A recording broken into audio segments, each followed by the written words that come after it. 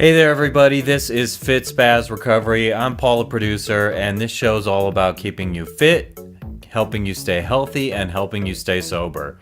So I've had an interesting few days. I just got done with my time with my daughter, and I brought her back to her mom tonight, and that's always something that it's bittersweet for me. I actually really love her company. In fact, I don't know anything that gives me more of a sense of purpose in my life than having my daughter around. And it was a very sweet weekend. Yesterday, we went up to Winter Park, by Winter Park, to a town called Fraser, and we went to this hill where people tube down the hill. And it's terrifying. You go down this hill at like 51 miles an hour. That's the speed someone clocked. And I was like, whoa, that is insane. And it's really scary when you're going that fast. I'm like just terrified when you're flying down and you're going to you're going to flip onto your head or something, and going at that speed, it's just really scary. Especially also when you have your small daughter with you. I would rather break a million bones in my body than have anything really serious happen to her, obviously. But had a lovely time, and that's part of let me tell you, so I've talked to you guys a little bit about how since the new year, my goal has been to get out there engaging more with people, developing more relationships with people, making new friends, and so forth. So I went up there with a group of people. In fact, it was the group of people all getting together from Marijuana Anonymous. And it was a nice time running into those guys. And let me tell you also that so many aspects of this trip were me stepping outside my comfort zone, going and doing it. And that's why I did it, because I want to get used to doing stuff like that. I want to start enjoying doing stuff like that. And I also want to have, relationships with people germinate. I think that's the most important aspect of growing in life is, our relationships with others. So it took a lot for me to get up there. Taking my daughter so far away from home, being a single male and having a female daughter, things like, you might not imagine this if you don't have a kid, but taking your female daughter to the restroom makes me nervous when I'm out on the road and I don't know what I'm doing, because I don't like to take her into a men's room usually. Sometimes you have like a private men's room where you can go in and lock the door, and I'm like, oh, good. But so like her being at such a stage of dependency, 6 years old, I'm nervous about those things. So like the fact that I was like, oh, forget it, I'm just gonna make it work no matter what. And I had her in an outhouse yesterday, and I was holding her in the air so that she didn't have to sit on this filthy surface. And so she's like peeing down, and yeah. So what can I do? I don't have a choice, but. So there were a whole list of things about it that make me... I'm just uncomfortable around strangers. However, being familiar with some of these people from the group, it was really nice to meet up with them and do that. And I have to say I had a splendid time. The drive with my daughter was nice. I even made a little video of it that alongside this show, I'm going to go ahead and put that up. I'm not going to play it in the show because there are quiet parts that just won't make sense in the audio podcast. I convert this video to an audio podcast that I then put up on iTunes, and I don't want it to have the that video in it where there will just be like moments of silence where someone listening in the podcast will be like, huh, what? But a very lovely day. Really nice going up to Winter Park. I have a history of going up there ever since I was a little kid. So had a good time. And I just, let me also say that because my daughter coming and staying with me is such a purposeful thing for me, I just happen to miss her very much when she leaves. The house is really quiet. There's no hustle and bustle. And it definitely affects my feelings and my mood. So I have to immediately jump into this to feel productive. Like I was watching the episode of Better Call Saul, and I just stopped it in the middle, and I was like, oh, I got to go do this now, because just sitting and watching TV can depress me, but doing something productive like this stimulates my mind. So this has a therapeutic effect for me. And, so if you're trying to stay sober from drugs, you got to find purpose. And this show for me, I'm starting to feel more comfortable in my skin, and it's just helping give me that special something that's therapeutic to like have something to do that makes me feel good about what I'm doing. And so I hope somebody out there likes it. You know, let me turn you on to this other thing this week that I discovered by listening to a Periscope, and someone on there recommended it. There's a new social media app out there that I've been very intrigued with this week. In fact, it's been draining my battery way more than anything else. I mean, I think Facebook was the culprit for draining my battery before, but this week I've been using this thing called Anchor, and it's like Twitter, except not quite, because what you do on there is you post an audio file. So you say, like, hey, I'm Paul.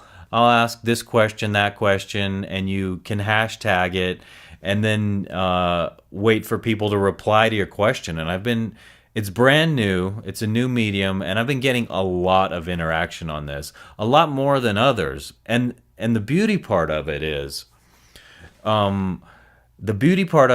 that they are personal interactions. You hear someone's voice and they're responding to you. You can hear sarcasm. You can hear their accent. You can hear their mood, their tonality, males and females. And so I recommend people get on there. Of course, I'm under there under the name FitSpaz Radio also. But I've really enjoyed that this week. I've done it too much, but I've also just been exploring it. Getting a lot of followers on there too. There's I mean, like, one of my Twitter handles, just to give you a perspective on this, has 17,000 followers, but I get like zero interaction. Well, once in a while, I know people are out there watching and listening, but the interaction and the engagements, and when I look at their data on how many people are looking at it, it's a total joke. So when you put something out on this new thing, Anchor, like I put up a thing 1 or 2 days ago, tell me about a strange dream or nightmare you had. And I got, I think I have 25 responses on it so far, and I'm like, whoa, barely any followers. I think I might have 20 to 30 followers so far, but everyone out there is just searching for something interesting. And I've come across so many interesting people already, and we've had many great conversations. So people throw out very interesting comments on there. Someone said, hey, everybody, what's your favorite Arnold Schwarzenegger quote from a movie? And so they got this huge list of people responding, and you hear people doing the impression or not doing the impression, and it was really funny. You couldn't do that on Twitter. Say, hey, what's your favorite Arnold quote? They would type it, and just the mood is not there. So there's so much more personal in this. And the reason I'm talking about all this is because I've been thinking about different types of social media and what ones I like and what ones I don't like and why. And I really like this one because of that personal connection it feels like you start to develop with people when you're just having conversations. It feels like real conversations because you post an audio file with a question.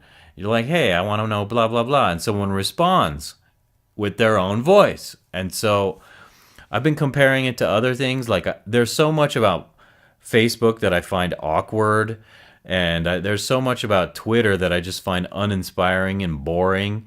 And I like Instagram because it's nice to see a little picture of someone's life and get that eye in. But it boils down here to me thinking about, what does it feel like to be validated as a person? And what is a form of shallow validation? And what is a form of really like, oh, this feels good on a personal level. This is a positive form of validation for me. And so, I mean, you see women on Facebook sometimes.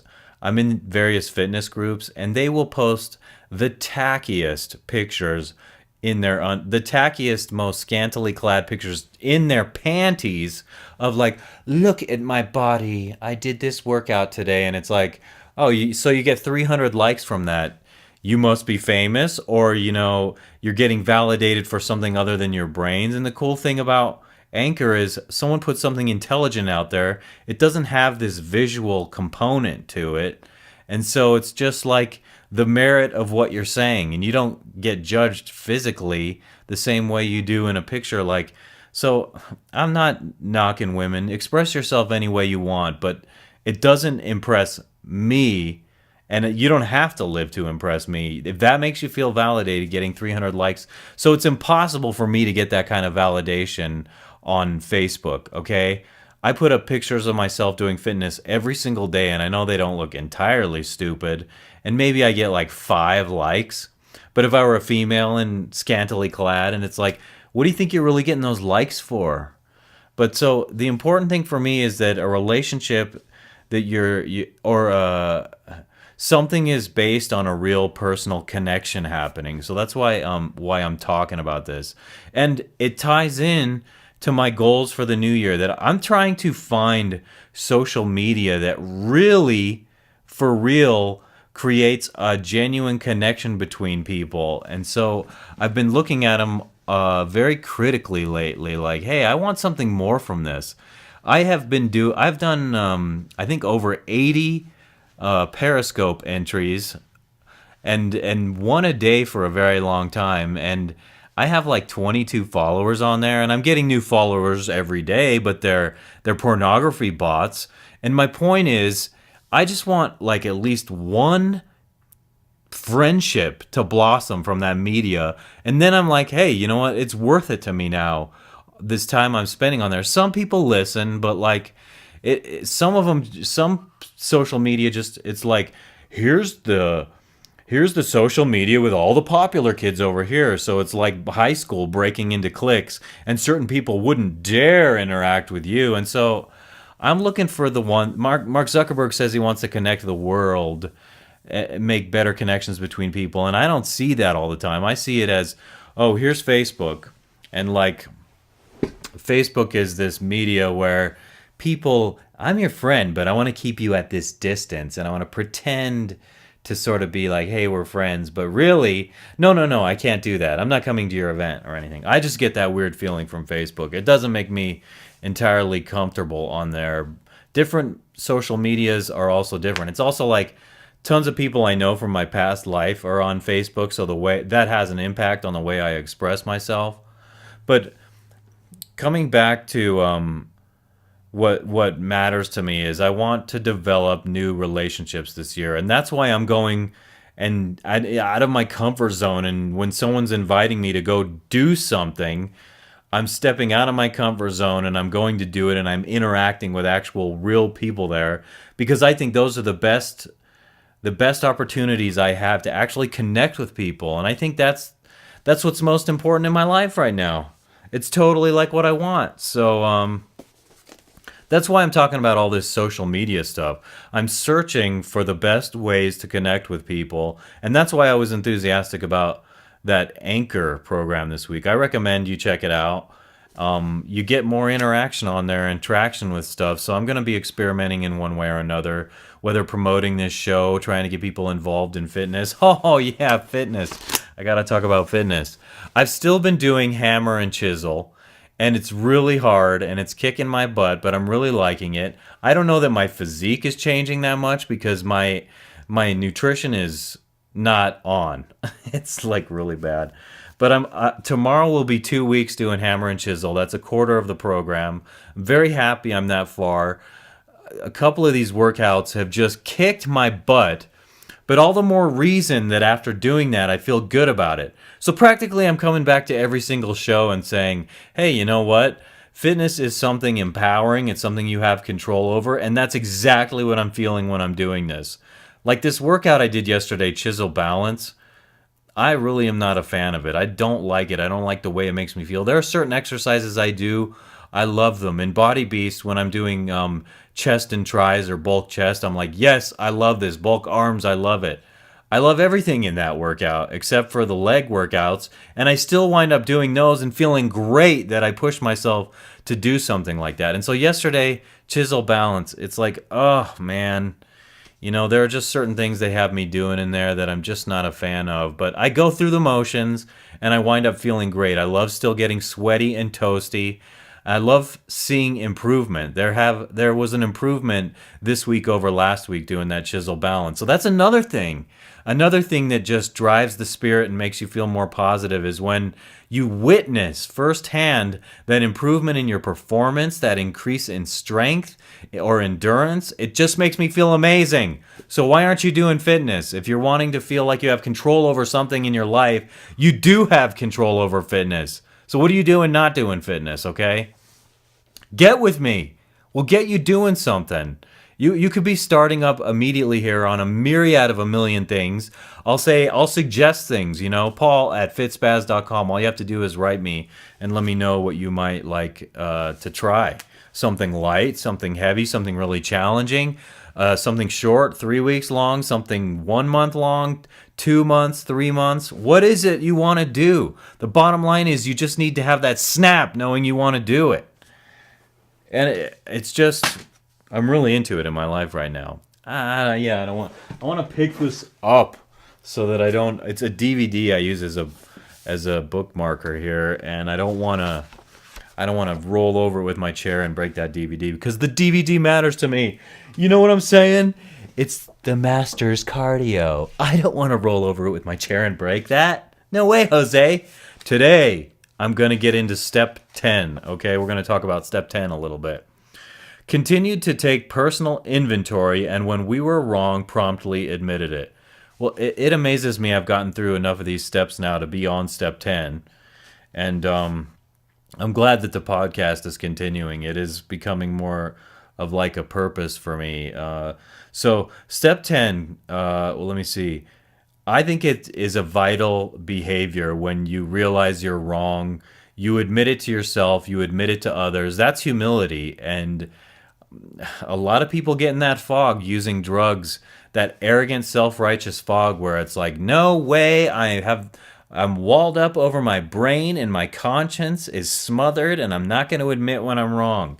So, and the beginning part of this statement, continued to take personal inventory. In my opinion, that is a process in life that never ends. And so you better just get used to it. That's my opinion.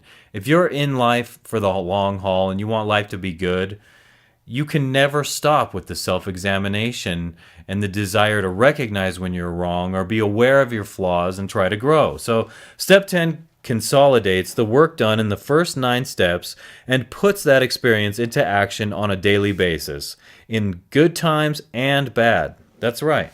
Totally. There's nothing about your circumstances that should change the application of this step, ever. Coupled with steps 11 and 12, this is how we maintain and build upon the spiritual advances that we have already made. It's how we practice the principles of this program in all our affairs. Each day, we renew our commitment to spiritual progress in order to stay one step ahead of the progressive disease of addiction. We practice perseverance. So I was telling you yesterday I went to the mountains with my daughter. So I got up at 5:30 to get my workout in extremely early so that I could leave the house by 8:30 in the morning to get... Oh, no. Let me try and continue from where I left off, okay? Don't you do that again, Light. Gotta burp. Sometimes you gotta do what you gotta do. I was saying that yesterday morning I got up at 5:30 and got my workout in before I left for the mountains. It was all very exhausting all day long. We did many runs up and down the mountain to go tubing, my daughter and I. And on the last one, I was like, I'm going to be a badass. And so she got inside the tube and I tried to pull her up the hill all the way instead of getting on this link thing that tugs you all the way back up for you. It was very hard doing that. But my point is, yesterday was an exceptionally exhausting day. I was up from 5:30 to about 11 p.m. and I was tired. I was beat. And my point was, before the light distracted me, was that, so yesterday I did not do my meditation routine and I did not do my prayer. And I could feel it. I could just feel like, ugh. And so my sleep was nuts last night. I had the craziest dreams, and I'm not going to get into describing those dreams right now because I want to keep going on this. But I know that I got back to it this morning with my my meditation, and I could tell that I was very scatterbrained. I still got moments of clarity, and the calm was good, and I was having interesting thoughts. But I can just tell that when I miss that pattern, it takes me just a little bit to get back into that smooth groove. And so I do actually step back from it and go, I see and feel the benefit in my entire spirit, okay? I was looking for another word that is It's evading me right now. So let me just continue with this. And my point is, I skipped yesterday and I felt it. So that discipline for me is really important. You got to find the disciplines that work, the things that empower you, the things that make your spirit tranquil, all of the above. The verb continued is key to this step. Daily inventories, that's why I say you got to keep doing it for your whole life. Daily inventories of both our assets and our liabilities keep us current. Yes. I was speaking of like being aware of our flaws. That's what this is speaking to, definitely. Less and less do we allow resentments, fears, and worries to fester into harm done to ourselves and others. And you know, along the lines with the disciplines I have, the meditation, I've noticed not being on drugs, trying to literally train my mind to be more positive. I will get into a negative train of thought sometimes, and I'm just like, oh, no, no, no. I recognize that right now. Just let it go and start thinking about something else immediately. And it works. It really does work. Unless it's something like a few weeks ago, I had something really bothering me. And it's still bothering me, but not nearly as painfully as it was. Let's see. More and more we live a balanced emotional life. That's what I'm saying. We have been restored to sanity where marijuana is concerned. Our intuitive faculty makes quick work of many things that used to baffle us. We grow to know ourselves better, and we promptly admit our wrongdoings. We stay vigilant and continue to identify our obsessive thoughts and compulsive behaviors. That's exactly what I was just saying. Our goals are to let go of addictive patterns and to let God show us new ways to live. Fair enough. Yes, I agree. This ongoing regular process of self-evaluation is what keeps us from having, ongoing again with that continued the rest of the life stuff I was saying, keeps us from having to live so much of our lives with an emotional hangover. When we were practicing our addiction, we routinely had to deal with the physical aftermath of our uncontrolled using. In recovery, we find that we have to deal with the emotional consequences over indulging in self-will, of overindulging in self-will. With the 10th step, we start to train ourselves to develop a habit of regular evaluation followed by prompt correction of our wrong actions. One more paragraph, and then I'm going to start wrapping this show up.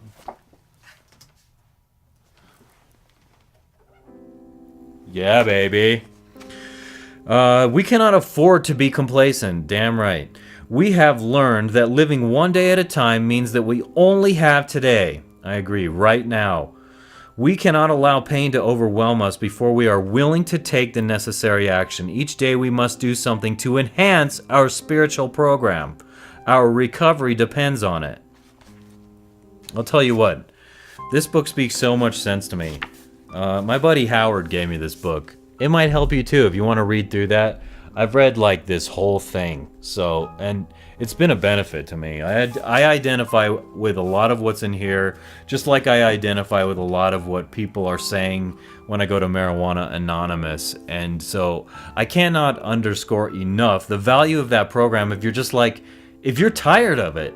You know, I know how cool smoking weed is, and I get it. I still feel like that's still there in me, that you know, I have that mystique and appreciation for smoking a joint, smoking a bong, whatever it is, and it doesn't really go away once you've been into that lifestyle for so long like I have been. However, I was just genuinely, authentically tired of being out of it all the time. And so go to Marijuana Anonymous. I'm literally, no one asked me to promote that. It's just my opinion that it's good for you. There are good groups out there. There are groups of people who will offer support, like people you can hang out with, where you're going to get personal support and not want to do that. And I do miss it. And sometimes I'm actually self-conscious saying what I'm saying because of specific individuals I know who have a problem with anybody who's got anything critical to say about weed. You're a horrible person. Meanwhile, they want acceptance for their lifestyle and their habit, and yet they're out there judging and judging and judging, and don't realize that that emotion they're pouring into judging me for making my own personal choice about my life, which they should support like I support their personal choice, that's That's hypocritical. That's poison for them. You know what I mean? No less than me when I'm doing it to someone else. It's like being racist. It's like being anti-gay or hating this or that person for something that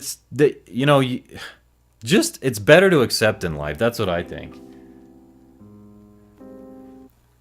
And I'm going to start wrapping this up. Of course, this is FitSpaz Recovery. I've had an interesting weekend. I hope this meant something to you. I hope it's entertaining on some level, offers some value, offers some inspiration maybe to change your life to be better, more straight, more fit. Straight meaning sober, okay? Do not misconstrue that, because I know how people own certain words and things in this society, and I do think political correctness can go like that. You know what I mean? Take that booger political correctness and flick it! Oh boy. No, like moments like that either mean I have a good sense of humor or I actually am a troubled person and I need help. I do not know. What do you think? Why don't you write me and tell me when you flicked your booger at the camera? That was totally uncalled for. So I'm Paul from FitSpaz Recovery, and this is FitSpaz Recovery, and I think predominantly this is going to be the show I'm doing, but I am still going to get people in and do just fitness-based shows. It's just that this is the one that gives me purpose. It resonates with me, and I can kind of cover it all in one on this, you know what I mean? And when those steps are over, I'm going to actually have to think about what the heck I'm going to talk about. So I want to encourage everybody, go to the website to listen to more shows, fitspaz.com. You can find these videos on YouTube by going to the website. All the social media is listed there. I want to try and get up a link for the new one. I'm on Anchor also. And I want to thank Kevin MacLeod for all the amazing music he offers. You can go to incompetech.com to find more about him. That guy is amazing. The abundance of music he has available for all kinds of things. It's extraordinary. So thank you to him. And I think that's pretty much all for now. I may get back with you tomorrow or Tuesday or Wednesday. I don't know. We'll see what materializes. Usually when I have something to say, I come and I do this. So everybody have a nice day and take care.